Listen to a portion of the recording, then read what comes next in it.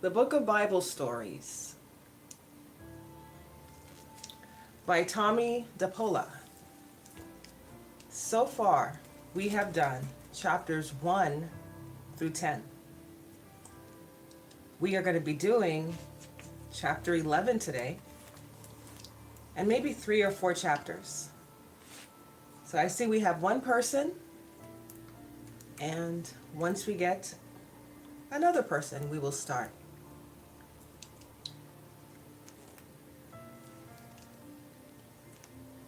So,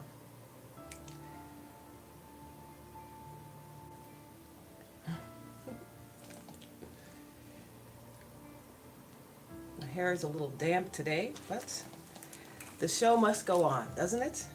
Yes, it must.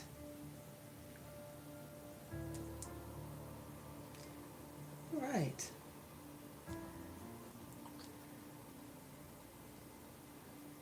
So, does anybody want to ask any questions? Q&A before we get started?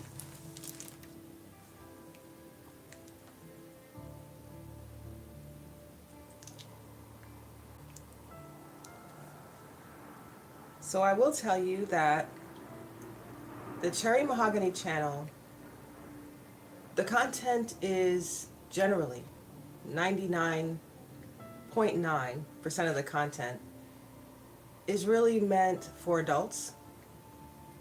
All the recent content within the last year has been Christian content or things that have to do with God-based topics.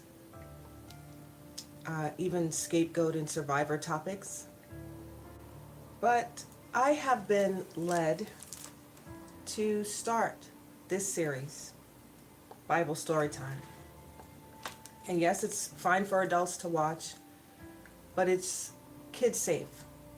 So if you're an adult that's subscribed to this channel or you run into this video, this series, Bible Storytime, can be watched with children of any age because the stories are coming directly from the Bible and it's from a kid's book. And the kid's book I found in the library in the children's section. So it's children safe and it's a Bible-based book. Okay? So that's a little history on this new series.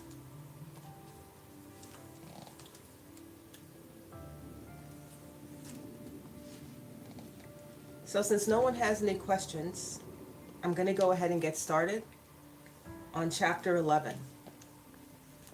We are starting the fall of Jericho.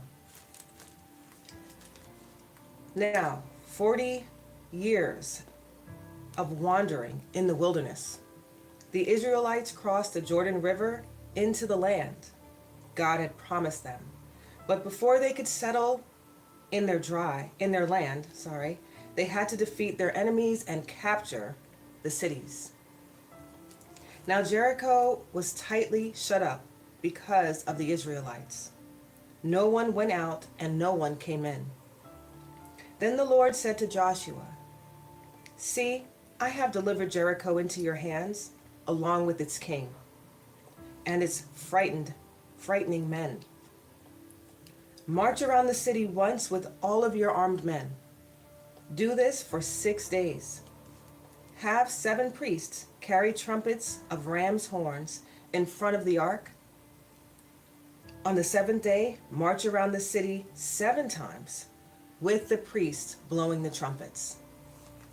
So Joshua, son of Nun, called the priests and said to them, "Take up the ark of the covenant of the Lord and have 7 priests carry trumpets in front of it."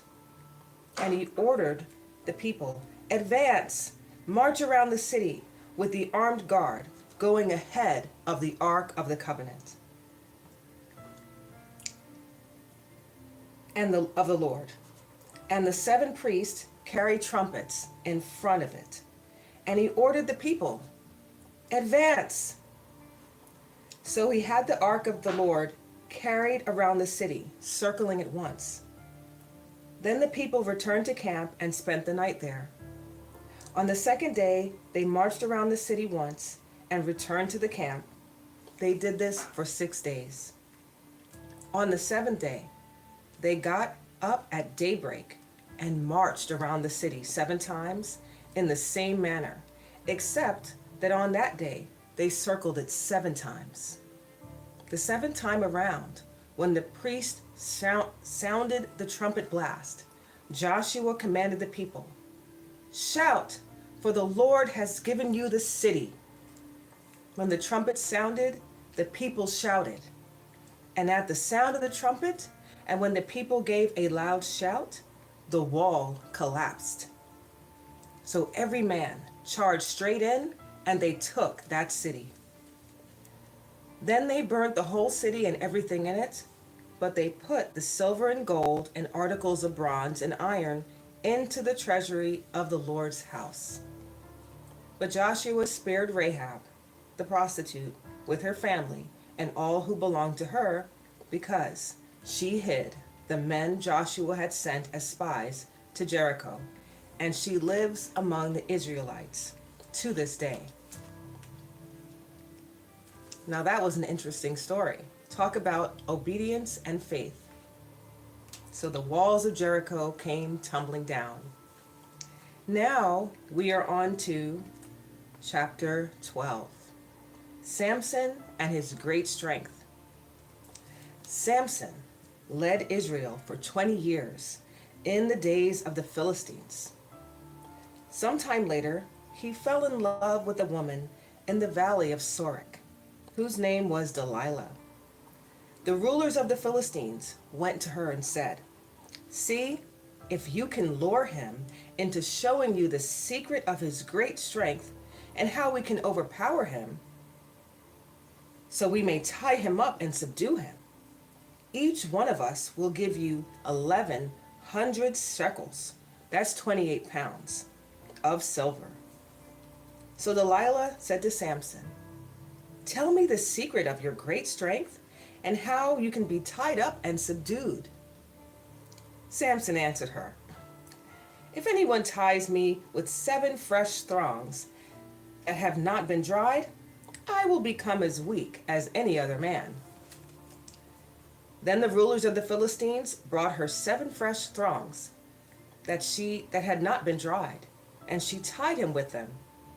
With men hidden in the room, she called to him, "Samson, the Philistines are upon you." But he snapped the thongs as easily as a piece of string snaps when it comes too close to a flame. So the secret of his strength was not discovered. Then Delilah said to Samson, "You've made me a fool.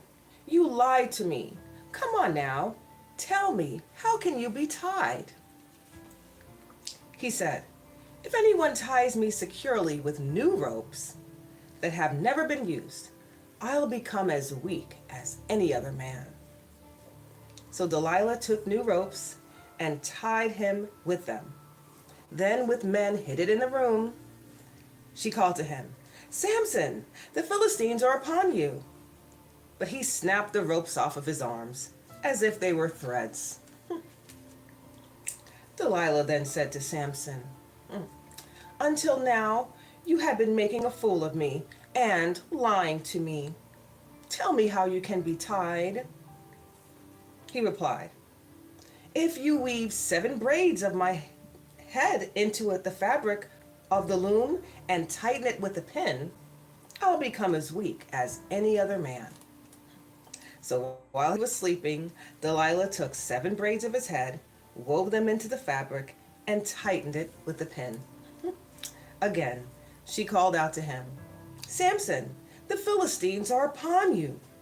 He awoke from his sleep and pulled up the pin and the loom from the fabric.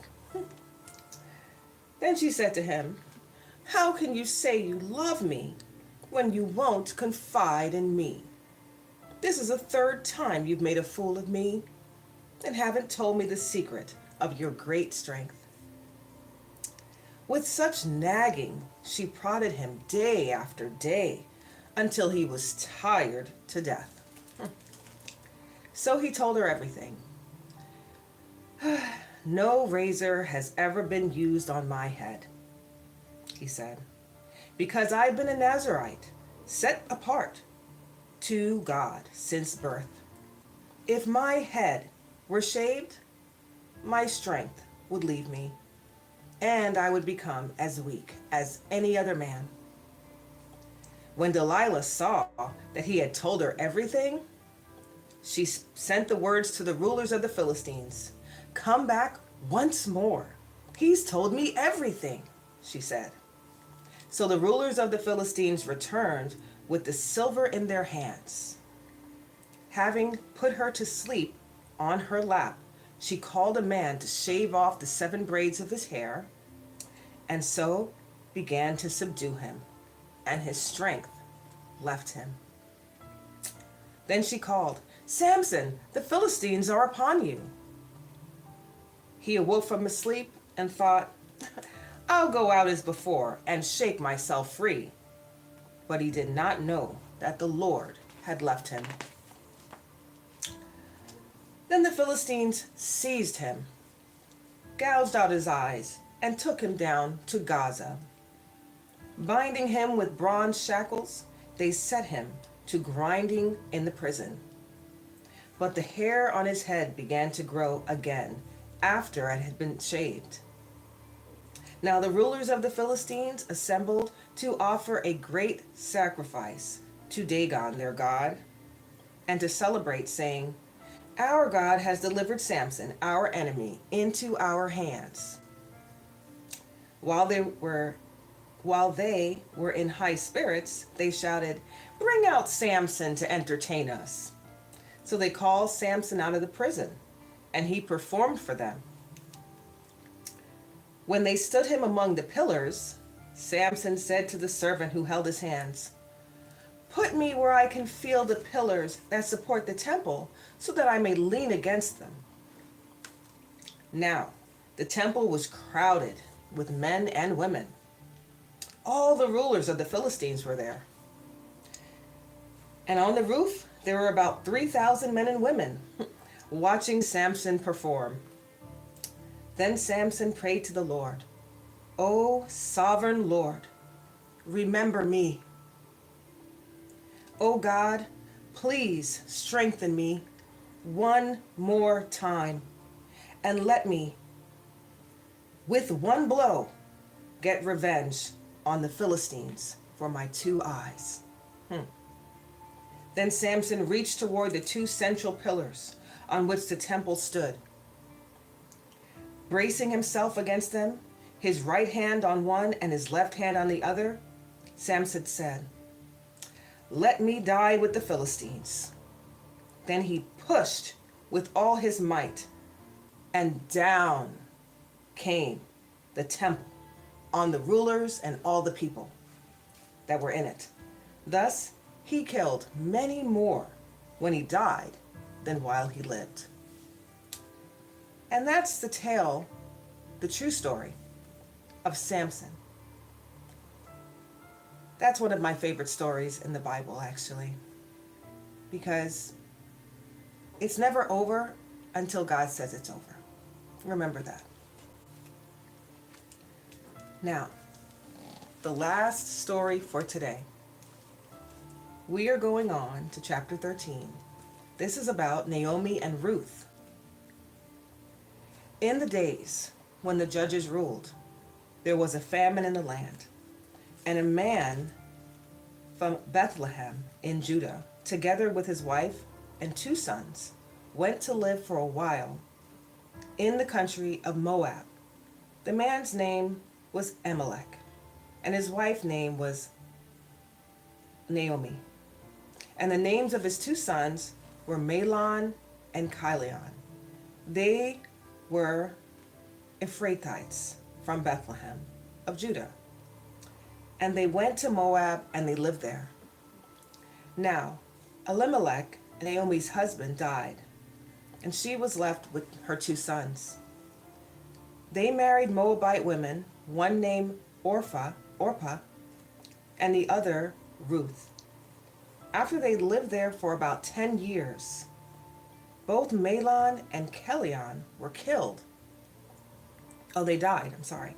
And Naomi was left without her 2 sons or her husband. When she heard in Moab, that the Lord had come to the aid of his people by providing food for them, Naomi and her daughters-in-law prepared to return home from there. With her 2 daughters-in-law, she left the place where she had been living and set out on the road that would take them back to the land of Judah. Then Naomi said to her 2 daughters-in-law, "Go back, each one of you, to your mother's home. May the Lord show kindness to you as you have shown to your dead and to me. May the Lord grant that each one of you will find rest in the home of another husband." Then she kissed them, and they wept aloud and said to her, "We will go back with you and your people." But Naomi said, "Return home, my daughters. Why would you come with me? Am I going to have any more sons who could become your husbands? Return home, my daughters. I'm too old to have another husband. Even if I thought there was still hope for me, even if I had a husband tonight, then gave birth to sons, would you wait until they grow up? Would you remain unmarried for them? No, my daughters. It is more bitter for me than for you, because the Lord's hand has gone out against me." At this they wept again. Then Orpah kissed her mother-in-law goodbye, and Ruth clung to her. "Look," said Naomi, "your sister-in-law is going back to her people and her gods. Go back with her." But Ruth replied, "Don't urge me to leave you or to turn back from you. Where you go, I go. And where you stay, I will stay. Your people will be my people, and your God will be my God. Where you die, I will die, and there I will be buried. May the Lord deal with me, be it ever so severely, if anything but death separates you and me." When Naomi realized that Ruth was determined to go with her, she stopped urging her. So Naomi returned to Moab, accompanied by Ruth, the Moabitess, her daughter-in-law, arriving in Bethlehem as the barley harvest was beginning. Wow. That is the end of chapter 13 and episode 4 of the book of Bible stories. And I look forward to episode 5, because in episode 5, we will be doing David and Goliath. So I look forward to seeing you for the next episode, and I thank anyone who's watching. God bless you, and I'll talk to you soon.